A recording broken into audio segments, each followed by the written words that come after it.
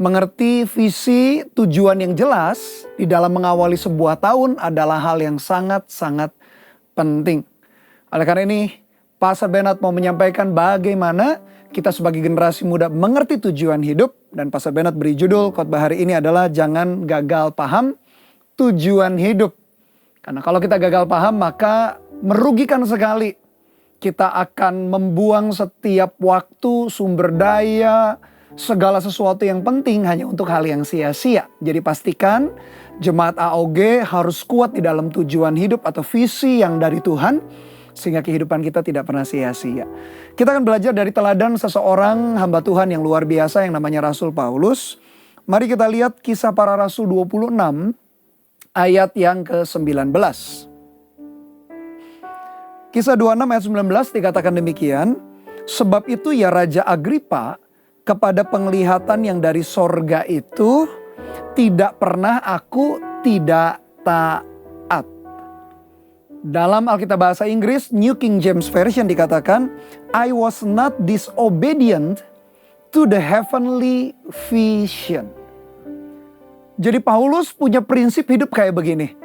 Kepada visi sorgawi, kepada penglihatan sorga atau tujuan yang daripada sorga itu, aku gak pernah untuk tidak taat. Jadi dia gak gagal paham di dalam tujuan hidupnya. Dia mengerti dengan jelas dan bukan hanya visi atau tujuan yang dia buat-buat semau dirinya sendiri, tetapi tujuan daripada sorga. Nah tadi Pastor Bernard membaca Kisah 26 ayat 19. Sebetulnya yang dia lakukan atau ucapan Paulus ini adalah di dalam separuh perjalanan hidup ke depannya. Karena separuh perjalanan hidup ke belakang, Paulus pun kehidupannya kacau dalam pengertian dia melakukan segala sesuatu menurut apa yang dia pandang baik dan benar. Tetapi akhirnya ketika Tuhan interferensi atau masuk di dalam kehidupannya, sejak itu hidupnya gak pernah sama lagi. Meskipun dia mengawali sesuatu kehendak dan rencana Tuhan di separuh hidup berikutnya. Nah berarti dalam kehidupan kita generasi muda, kalau waktu-waktu yang lampau, gak usah jauh-jauh tahun 2020 kemarin, kita hidup menurut keinginan kita, memuaskan hawa nafsu kita buang-buang waktu dengan percuma, kita tengkar dengan orang tua, kita curiga tidak enak dengan teman kita. Mungkin tahun-tahun yang lalu kita habiskan untuk sesuatu yang tidak berguna. Nah, Pastor Bernard ajak nih, mulai tahun ini, mumpung kita baru mengawali tahun 2021, mari kita mengawali dengan benar dan menjalaninya dengan benar. Lalu sebetulnya seperti apa sih penglihatan dari sorga atau visi dari sorga yang dialami oleh Rasul Paulus? Kita akan belajar dan dari situ kita akan bisa melihat aplikasi atau penerapan apa yang bisa kita lakukan di dalam kehidupan kita sebagai generasi muda. Kita lihat Kisah Para Rasul 26, perikop yang sama, pasal yang sama. Kita lihat ayat yang ke-12. Dikatakan demikian, dan dalam keadaan demikian, ketika aku dengan kuasa penuh dan tugas dari imam-imam kepala sedang dalam perjalanan ke Damsyik. Jadi sebelum Paulus punya tujuan hidup yang jelas, sebelum dia punya tujuan hidup yang datang dari sorga, sebelumnya dia sedang melakukan pekerjaan, dia sedang semangat sekali, dia sedang antusias sekali dengan kuasa, dengan surat kuasa dari imam-imam. Apa yang dia lakukan? Kita lihat ya, jadi Paulus itu sebetulnya dulu, ini rasul hebat, ini hamba Tuhan hebat. Tapi dulunya, sebelum jadi hamba Tuhan hebat, dia adalah seseorang yang menganiaya atau menyiksa orang-orang Kristen. Bahkan dia membunuh pengikut-pengikut Tuhan. Jadi dia ini sebetulnya penjahat. Di dalam ayat 9 dikatakan demikian apa yang dia lakukan nih. Kisah 26 ayat 9. Bagaimanapun juga aku sendiri pernah menyangka bahwa aku harus keras bertindak menentang nama Yesus dari Nazaret. Hal itu kulakukan juga di Yerusalem. Perhatikan, aku bukan saja telah memasukkan banyak orang kudus ke dalam penjara setelah aku memperoleh kuasa dari imam-imam kepala, tetapi aku juga setuju jika mereka dihukum mati. Dan dalam rumah ibadat aku sering menyiksa mereka dan memaksanya untuk menyangkal imannya. Dan dalam amarah yang meluap-luap aku mengejar mereka bahkan sampai ke kota-kota asing. Oh ternyata dulu Paulus itu memang rajin Dia punya pekerjaan yang jelas. Dia dapat surat kuasa dari imam-imam. Tapi ternyata tugasnya adalah menyiksa, menganiaya, bahkan setuju kalau yang dibunuh adalah pengikut Kristus atau orang Kristen istilah hari ini. Ternyata Rasul Paulus masa lalunya masa lalu yang kelam. Masa lalu yang buruk. Kalau orang lihat Rasul Paulus di zaman itu atau kalau kita nilai, waduh ini pokoknya orang ini pasti masa depannya juga gak akan ada sesuatu masa depan yang baik. Tetapi ternyata teman-teman, ternyata di hadapan Tuhan, Tuhan bisa mengubah seseorang yang jahat sekalipun. Seseorang yang kejam sekalipun. Seseorang yang tugasnya menganiaya di tangan Tuhan. Tuhan bisa ubah kehidupan seseorang. Jadi kalau kalian sebagai generasi muda merasa bahwa masa lalu kalian begitu buruk. Kalian misalnya apa? Kurang ajar sama orang tua. Kurang ajar sama guru. Kalian benci sama teman. Atau mungkin bahkan berbuat yang jelek terhadap teman. Dan kalian merasa hari ini, aduh kayaknya aku ini gak layak. Aku ini kayaknya gak mungkin deh bisa dipakai Tuhan. Gak mungkin bisa menjadi jemaat anak muda AOG yang dipakai Tuhan, yang diurapi Tuhan. Karena kalian melihat masa lalu kalian yang buruk. Nah Pastor Bernard kasih tahu, Paulus pun sebelum dia dapat penglihatan dari sorga atau visi sorga, dia punya masa lalu yang kelam, yang jelek. Kayaknya kalau diceritakan hal yang memalukan. Mungkin di antara kalian juga memiliki masa lalu yang begitu. Tapi Pastor Bernard kasih tahu, jangan putus asa menghadapi kehidupan. Masa lalu kalian boleh jelek. Mungkin kalian lahir di keluarga yang orang tuanya mungkin bertengkar, tidak harmonis. Kita mungkin diabaikan oleh keluarga. Jangan salahkan mereka. Jangan benci sama mereka. Kadang-kadang mereka juga gak tahu apa yang mereka lakukan. Atau mereka melakukannya tidak dalam kebenaran. Tetapi ketika kita kenal Tuhan, itu yang terpenting. Ketika kalian dengar khotbah hari ini, itu yang terpenting. Karena itu yang akan menentukan perjalanan hidup kita di hari-hari ke depan. Poinnya adalah Tuhan yang inisiatif untuk menjumpai kita. Tuhan yang inisiatif untuk mendekatkan diri kepada kita. Dia Tuhan yang jauh di sana. Dia yang menciptakan alam semesta. Dia yang maha kudus, maha mulia. Mau rela turun mendekatkan diri kepada manusia.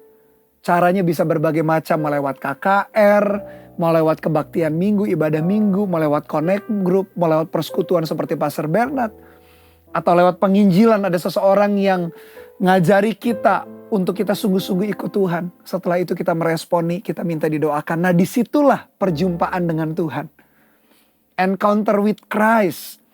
Perjumpaan ilahi dengan Tuhanlah yang mengubahkan Paulus. Dan perjumpaan yang sama itulah yang mengubahkan setiap kita generasi muda. Jadi gak perlu mirip pengalamannya seperti Rasul Paulus, melihat penglihatan. Tetapi Tuhan Yesus itu menyatakan dirinya dalam hidup kita tadi lewat apapun juga.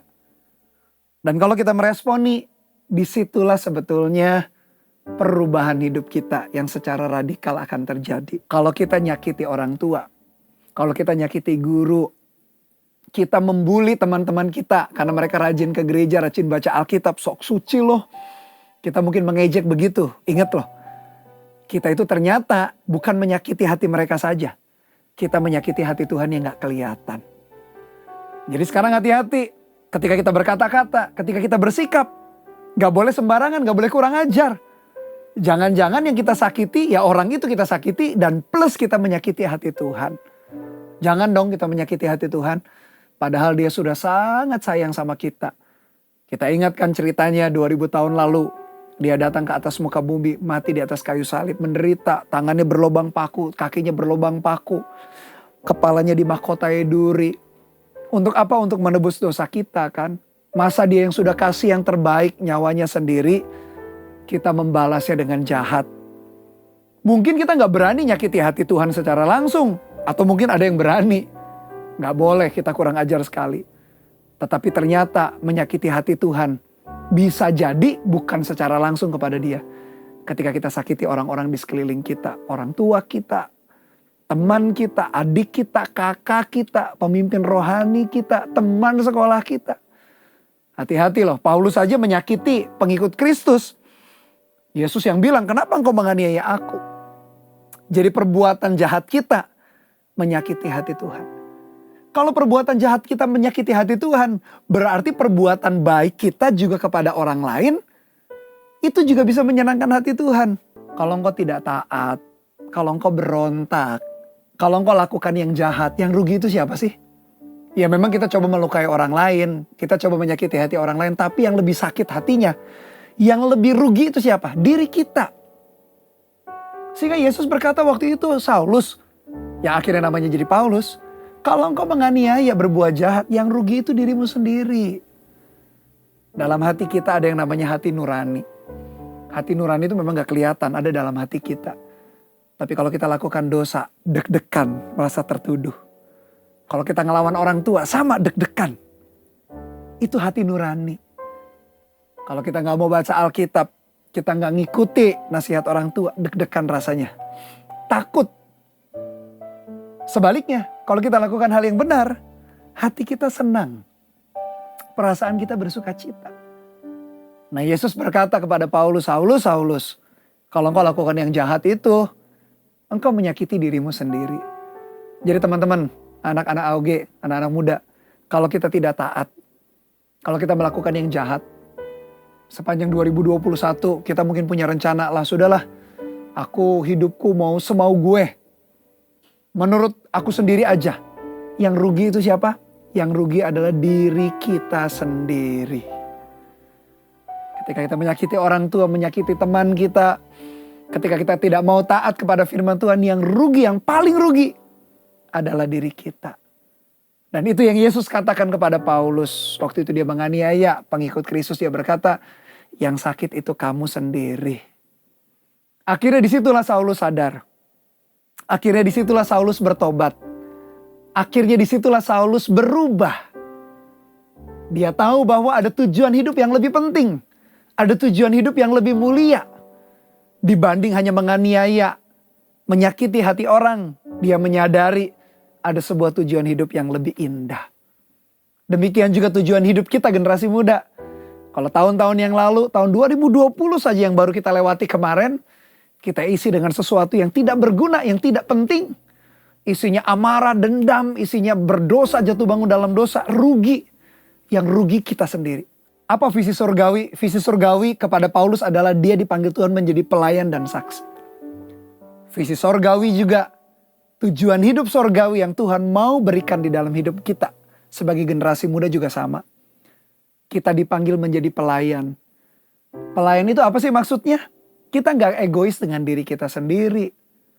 Kalau kita pandai, kalau kita diberkati, kalau kita kuat, bukan hanya untuk diri sendiri.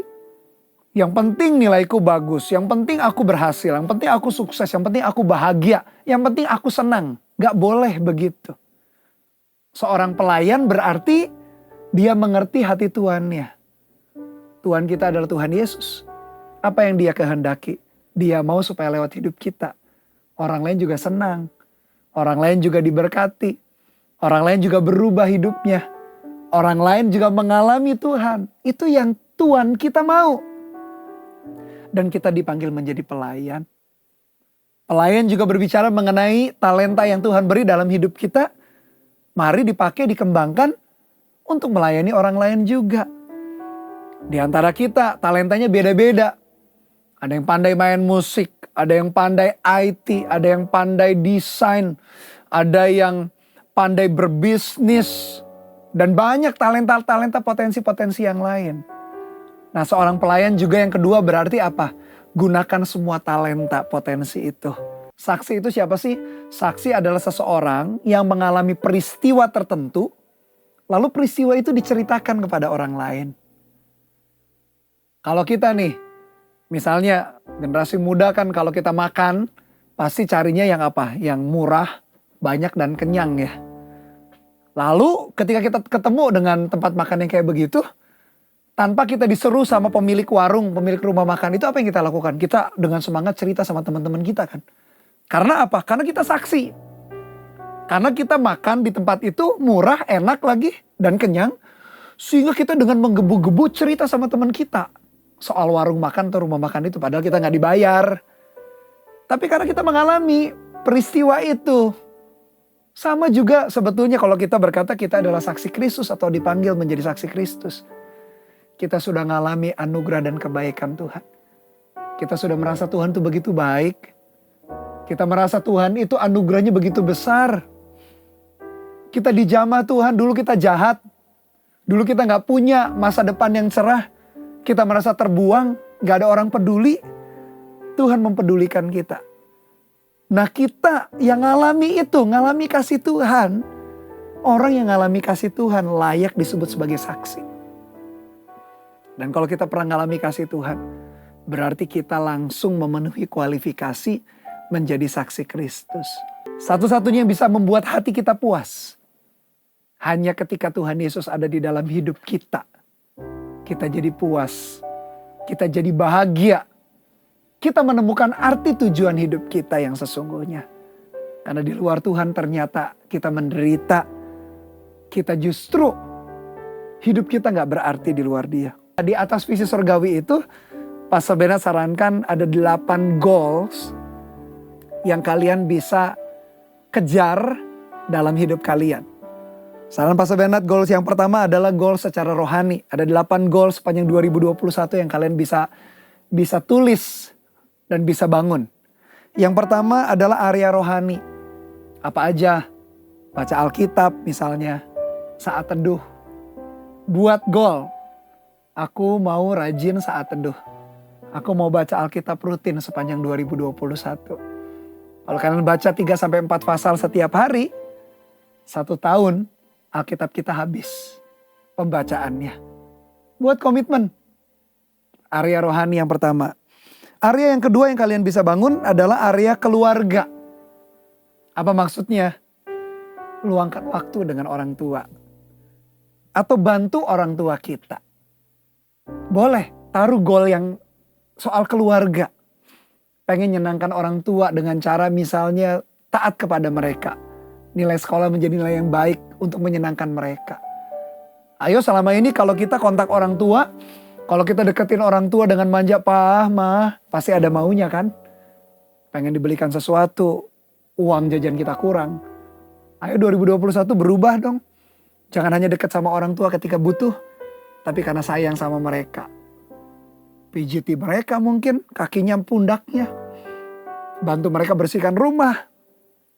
Atau apapun itu. Punya waktu berkualitas dengan mereka. Jangan hanya kita main game atau asik dengan teman-teman kita. Kita lupa orang tua. Diajak makan bersama dan lain sebagainya kita sering nolak. 2021 luangkan waktu dengan keluarga. Goal yang ketiga yang kalian bisa tulis adalah goal di area studi atau pendidikan. Baik itu IPK-nya mau naik, nilai raportnya mau bagus.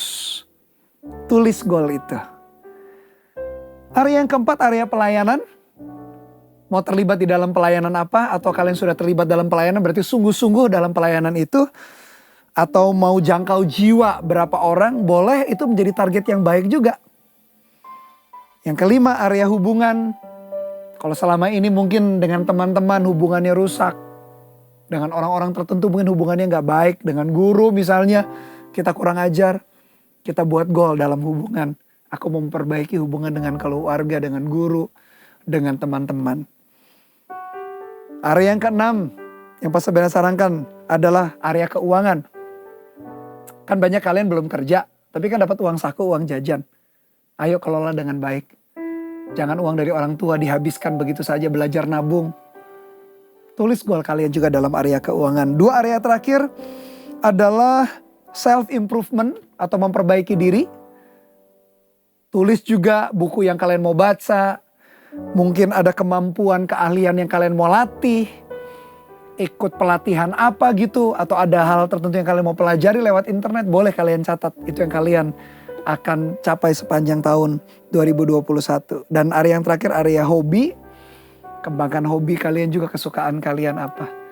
Nah 8 area itu boleh kalian tuliskan dan jadikan goal atau resolusi sepanjang tahun 2021. Ada 2 aplikasi sederhana saja yang perlu kita lakukan sebagai anak muda. Yang pertama, milikilah goal atau tujuan atau visi surgawi itu. Siapkan diri kita jadi pelayan dan saksi. Taat kepada Tuhan kita. berbuat baik kepada sesama. Jadi saksi, beritakan Injil. Aplikasi yang kedua, kerjakan atau miliki 8 goals tadi yang Pastor Beda cerita. 8 area itu kalian bangun juga. Supaya hidup kita gak sia-sia dan kita bisa enjoy menikmati. Sekali lagi selamat datang di tahun 2021.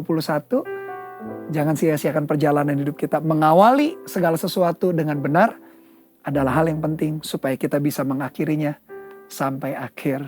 Haleluya. Amin.